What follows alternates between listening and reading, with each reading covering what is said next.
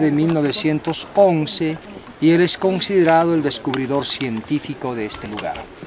¿Cómo es que este profesor llega a encontrar Machu Picchu? Ya lo tenemos a este profesor el año de 1909 en el Cusco, porque él venía siguiendo la ruta de Simón Bolívar y San Martín, los dos libertadores de Sudamérica. ¿Solo venía era eso? Solamente venía eso, él no tenía ningún interés, ni sabía todavía de las ruinas incas ni nada de esas cosas. Él venía siguiendo porque este era profesor de historia latinoamericana en la Universidad de Yale. Entonces cuando llega a Cusco, recibe recién noticias sobre los incas. Por primera vez ve las ruinas de Sacsayhuamán, Kenco, Pucapucara, Tamomachay, Picha, Ollantaytambo. Se queda impresionado de ver esa arquitectura antigua inca y recibe noticias sobre Vilcabamba, el último refugio de los incas rebeldes, que hasta ese año nadie sabía dónde estaba ubicado exactamente. Entonces el profesor Bingham, 37 años de edad, explorador, dice: yo quiero encontrar Vilcabamba, voy a regresar. Entonces se vuelve a los Estados Unidos y recibe las ayudas económicas de la National Geographic, de la Universidad de Yale y especialmente de esta compañía de joyas muy famosa en el mundo, Tiffany Company, ¿no? Entonces, porque este señor se había casado con la hija del dueño. Entonces, con todo ese dinero, organiza su expedición y antes de salir de los Estados Unidos, los primeros días de 1911, recibe la recomendación especial del presidente de los Estados Unidos, William Taft, para el presidente peruano para que le dé todas las facilidades en su exploración. Entonces, inicia su exploración en Ollantaytambo y sigue las orillas del río Urubamba, como se puede ver en esta fotografía que el profesor tomó con su cámara Kodak.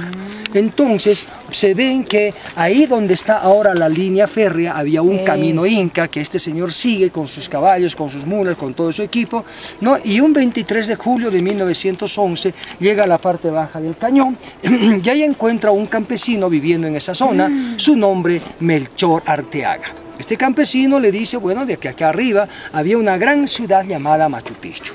Muy interesado, el profesor Bingham le dice: amigo Melchor, toma un sol de propina, llévame pues a Machu Picchu. Entonces al día siguiente, 24 de julio, el día famoso, Melchor se convierte en el guía y les enseña el camino.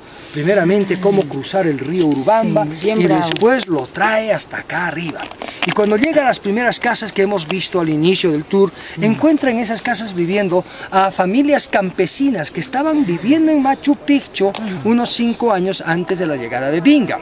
Entre esos campesinos que vivían acá es este pequeño niño de 11 años de edad, su nombre Pablito Álvarez, quien se convierte en el guía del gringo que le hace conocer toda la ciudad.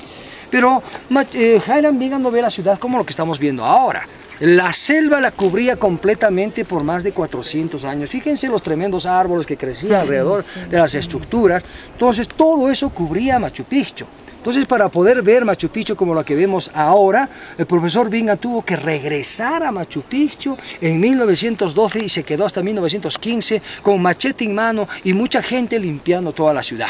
Gracias a esos primeros trabajos, Machu Picchu se encuentra despejada de la selva amazónica. Pero cuando está limpiando la ciudad en esos días, encuentra una gran sorpresa.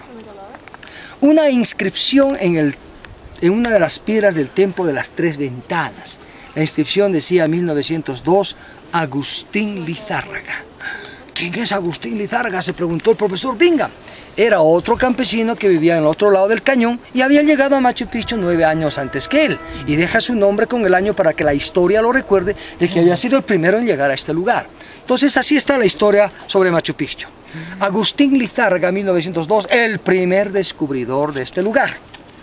Pablito Álvarez, el niño de 11 años de edad, el primer guía de Machu Picchu. Richarte y Álvarez, los campesinos que Bingham encontró viviendo en este lugar.